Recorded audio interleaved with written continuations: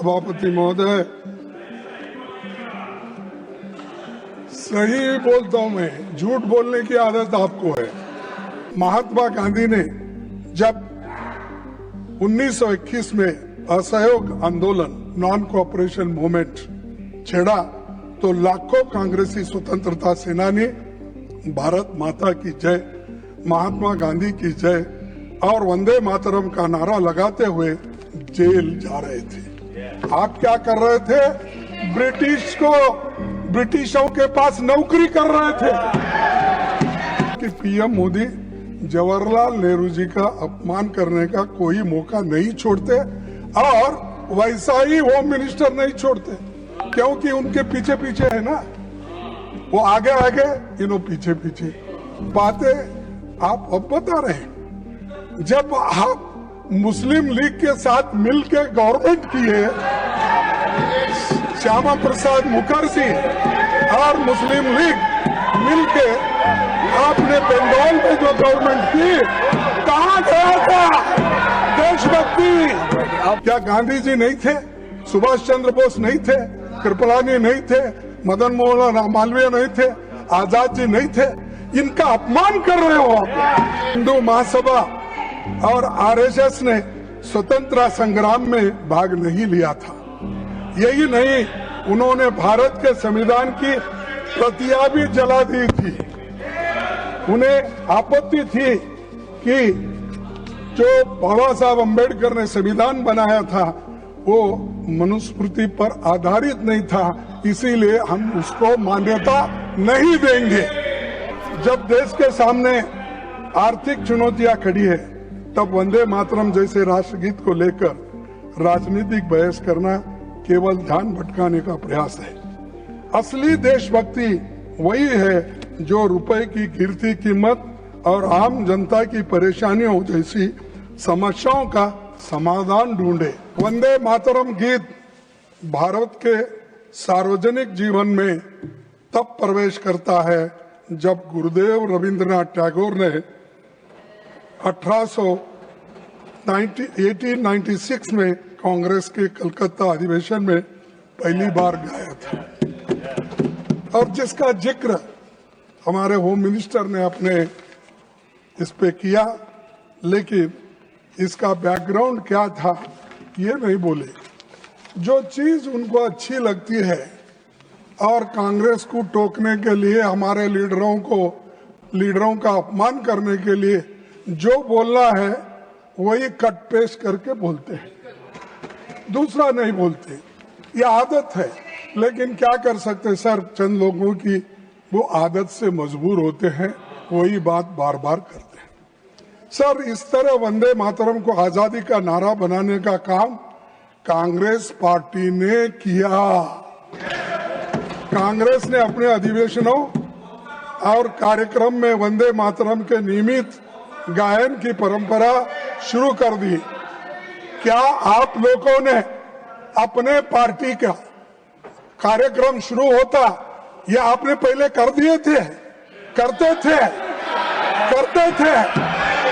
अरे आप तो हर चीज के खिलाफ करते हो, फिर भी आपको मैं बार बार टोकना नहीं चाहता, लेकिन आपको मालूम होना चाहिए, आपका इतिहास ये है कि आप हमेशा देशभक्ति के गाने को, आजादी को और आजादी के लड़ाई के खिलाफ आप थे, कभी भी आप उसके फेवर में नहीं।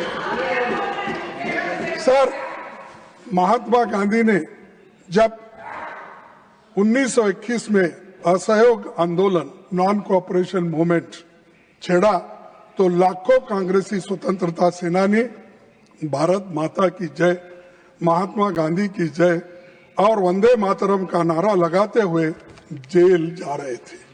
आप क्या कर रहे थे? ब्रिटिशों के पास नौकरी कर रहे थे। निकाल के देखो। अरे, और आप हमको देशभक्ति सिखाते हो, हमको पैट्रियोटिज्म सिखाते हो। अरे, पहले तो आप पैट्रियोटिज्म के नाम से डरते थे और सिर्फ सेवा करना ब्रिटिशरों का जानते थे, इसीलिए अरे माफीनामा पिलाता हूं भाई। बाद में वो तो उनके गुरु का है। सभापति जी, मैं कहना चाहूंगा कि पीएम मोदी जवाहरलाल नेहरू जी का अपमान करने का कोई मौका नहीं छोड़ते और वैसा ही होम मिनिस्टर नहीं छोड़ते, क्योंकि उनके पीछे पीछे है ना, वो आगे आगे इन्हों पीछे पीछे। तो ये नेचुरली ये हमेशा कि इसीलिए वो हमेशा कांग्रेस का गिला करते हैं और हमारे पार्टी के बारे में, नेताओं के बारे में, यहाँ तक कि हर कांग्रेस के लीडर का अपमान करने का मौका नहीं छोड़ते। लेकिन मैंने प्रधानमंत्री का भाषण सुना और उन्होंने नेहरू जी पर आरोप लगाया और कहा कि 1937 में नेहरू जी के नेतृत्व में कांग्रेस पार्टी ने मूल वंदे मातरम गीत से महत्वपूर्ण पद हटा दिए थे। अभी जिसका जिक्र उन्होंने किया, यहाँ तक भी किया कि मुसलमानों का नाम लेके उनको डर के वो हटा दिए, ये भी कहा उन्होंने।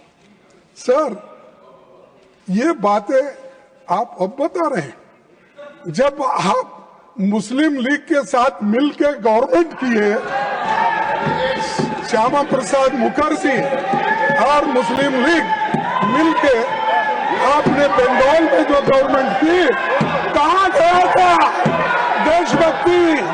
कहाँ गया था आपका देशभक्ति? कहाँ थे आप लोग? क्या देश के लिए कोई? अरे ये लोग, अरे पढ़ो, आपका इतिहास मालूम होता है। सर, प्रधानमंत्री जी ने सुभाष चंद्र बोस को नेहरू जी की चिट्ठी का, सर प्रधानमंत्री जी ने सुभाष चंद्र बोस को नेहरू जी की चिट्ठी का भी जिक्र किया। हमेशा की तरह उन्होंने फिर से सदन को गुमराह किया।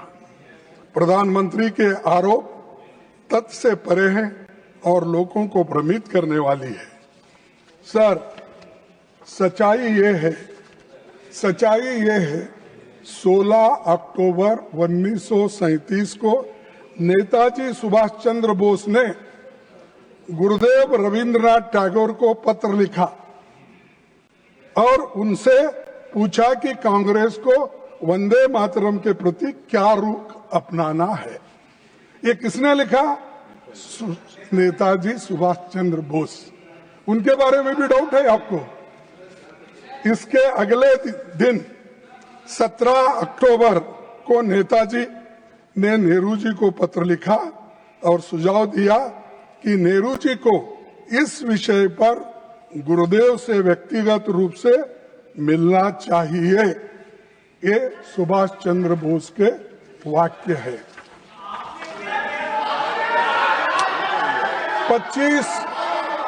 25 अक्टूबर 1937 को नेहरू जी गुरुदेव रविंद्रनाथ टैगोर से मिले और 26 अक्टूबर 1937 को पत्र लिखा, जिसमें मैं कोट करता हूं कि एग्जिबिट 1 मैं इस सदन के पटन पर रखता हूं, वो ताकि अच्छा ढंग से वो पढ़ ले।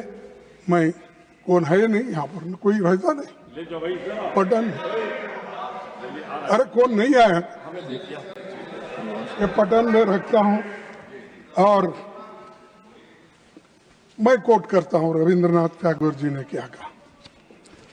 In offering my own opinion about it, I am reminded that the privilege of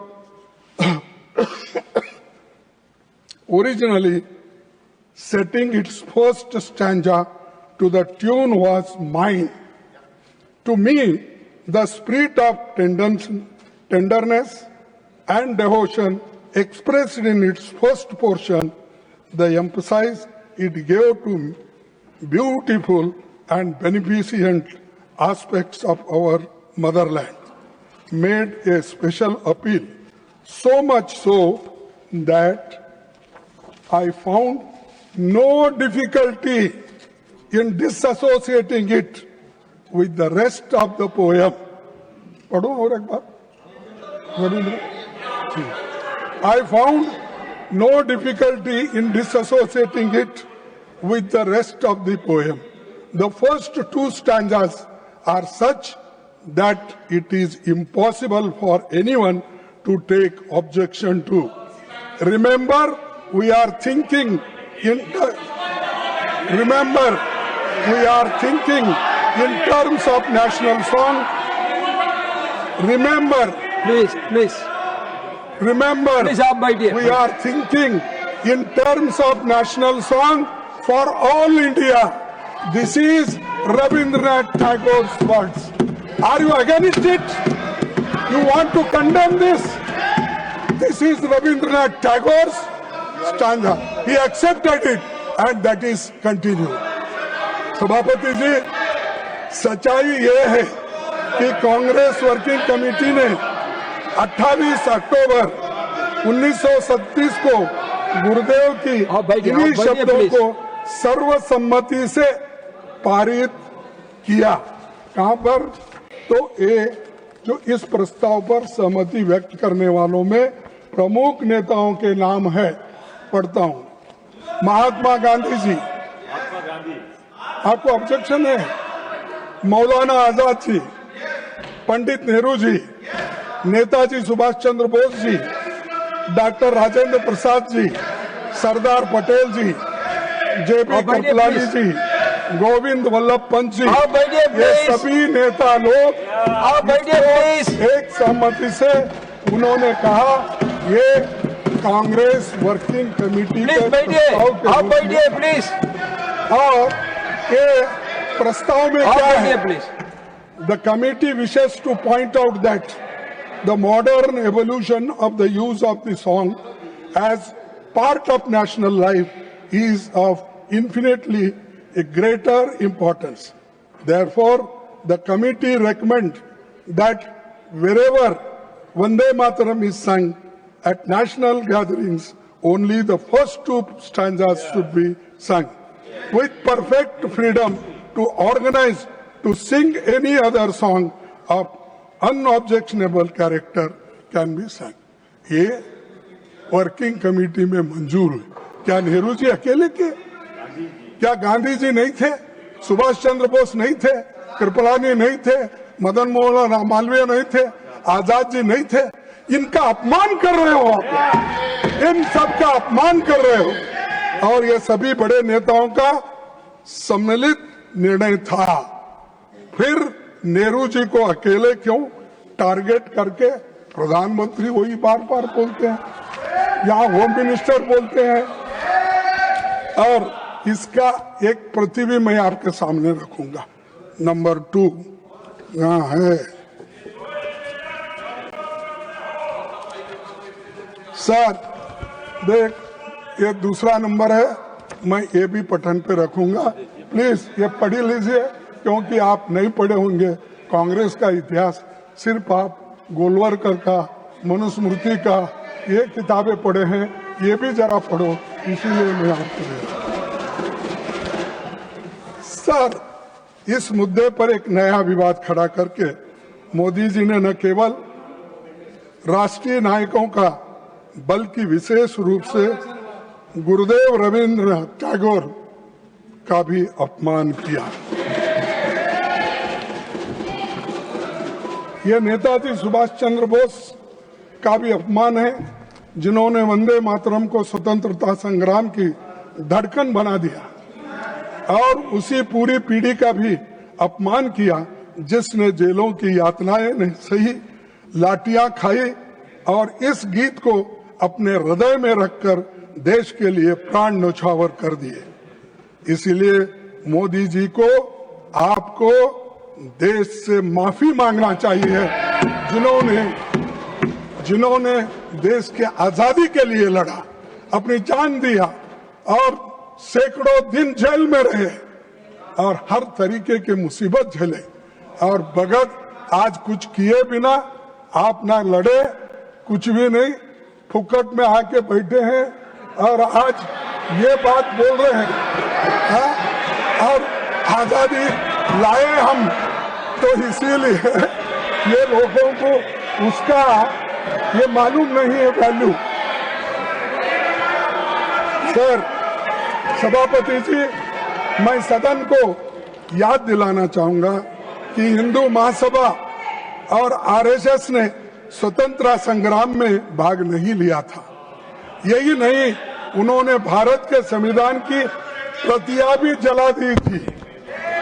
उन्हें आपत्ति थी कि जो बाबा साहब अम्बेडकर ने संविधान बनाया था वो मनुस्मृति पर आधारित नहीं था, इसीलिए हम उसको मान्यता नहीं देंगे। और यहीं पर उसको जलाया गया दिल्ली में। उन्होंने महात्मा गांधी, पंडित नेहरू और अंबेडकर के पुतले यहीं रामलीला मैदान पे जलाए। ये इतिहास है, आप पढ़िए।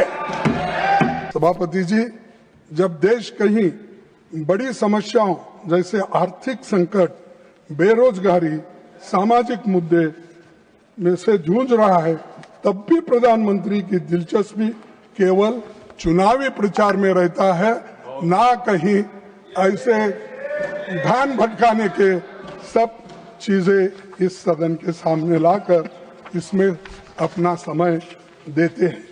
सर, उन्होंने वंदे मातरम पर बहस केवल बंगाल चुनावों के ध्यान में रखकर ही की है, ये मेरा कहना है। ये उसी लिए तो आपने ये की। इस गलत फहमी में न रहे कि गुरुदेव रविंद्रनाथ टैगोर पर हमला करके असली मुद्दों से ध्यान हटाया जा सके। ये नहीं हो सकता।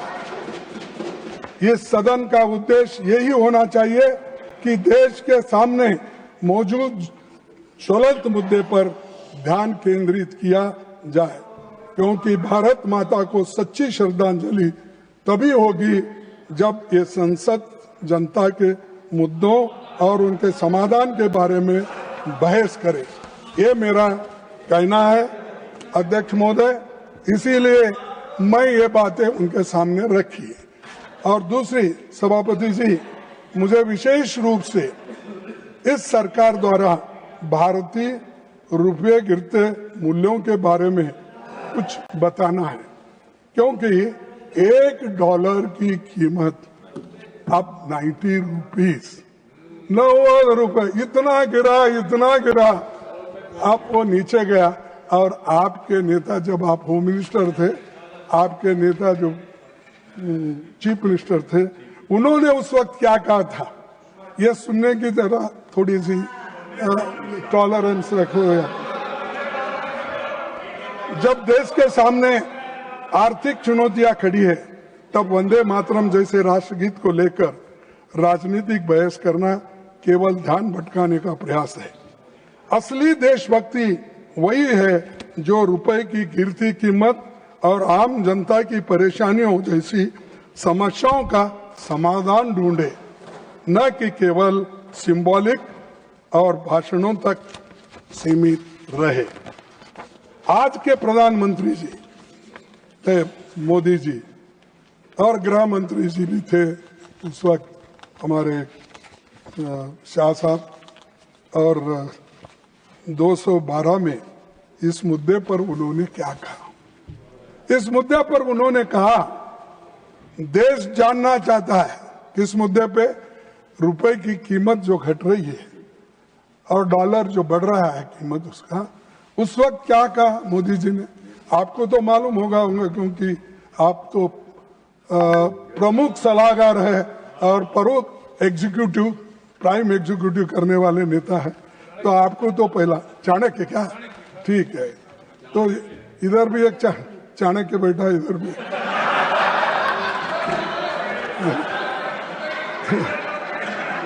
तो अरे बेटो, देश जानना चाहता है। प्रधानमंत्री जी, ये उन्होंने कहा, देश जानना चाहता है। प्रधानमंत्री जी मनमोहन सिंह जी को कहते हैं, ऐसा क्या कारण है कि आज अकेला हिंदुस्तान का रुपया डॉलर के मुकाबले गिरता ही चला गया, और मैंने साफ मांग की है, यह सिर्फ आर्थिक कारणों से नहीं हुआ, ये आपकी भ्रष्ट राजनीति को दिल्ली से चली उसका इसके अंदर बहुत बड़ा रोल है। मैं बहुत गंभीरता से ये आरोप कर रहा हूं। क्या आपके पास भी ऐसा ही हुआ? आप भी भ्रष्ट हैं? आप तो बोलते मैं पाक हूं, स्वच्छ हूं। कहाँ है? ये दर्शाता है आप आज पूरे हिंदुस्तान पहले जो था उससे बदतर हो गई आपकी गवर्नमेंट।